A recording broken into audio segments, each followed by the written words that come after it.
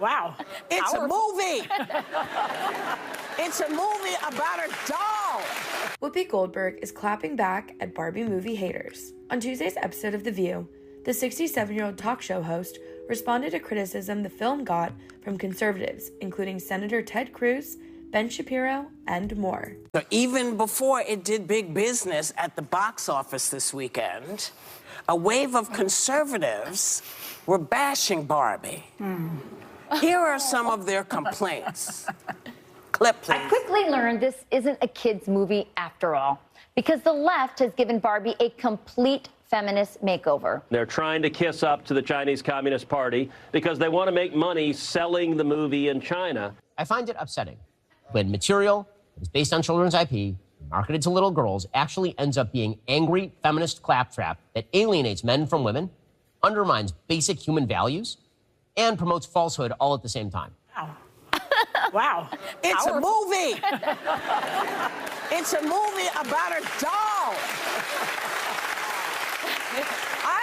I thought y'all would be happy. She has no genitalia, so there's no sex involved. Ken has no genitalia, so he can't be doing. It's a doll movie. And you know who? The kids know it's colorful and it's Barbie.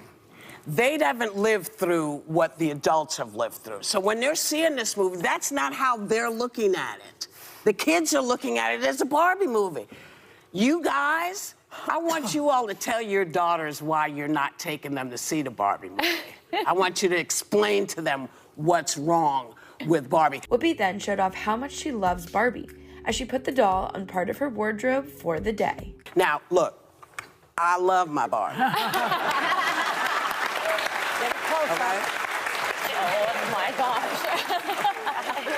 It's a doll movie, guys. I'm shocked that that's what's freaking you out these days. The Sister Act star's co-host, Alyssa Farah Griffin, chimed in, noting that several of her friends from both political sides went to see the highly anticipated film over the weekend. I also just aspire to have like the time and energy to get worked up over a doll movie. Like it reminds me of the Bud Light, scandal or whatever. Is there not something more important going on in the world to get super passionate about? But it is, to Joy's point, it kind of shows how the right-wing influencers are actually out of touch with actual Republicans. Yeah. Every girlfriend of mine, Republican and Democrat, lined up this weekend to see it. There were memes, people were dressing up to go see it.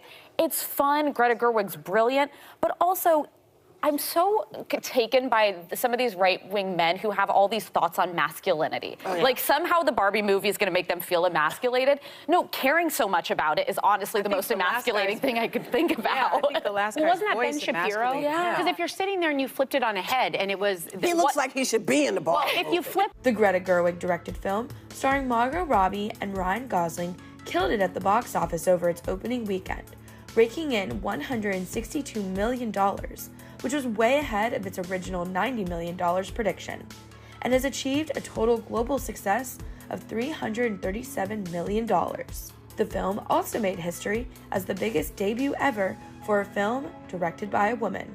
Access Hollywood chatted with Greta at the Los Angeles premiere earlier this month, and she opened up about some of the biggest misconceptions about Barbie after giving her opinion on some of the fans' theories. I love that you're channeling Barbie Pink tonight. Are you channeling a specific Barbie as inspo?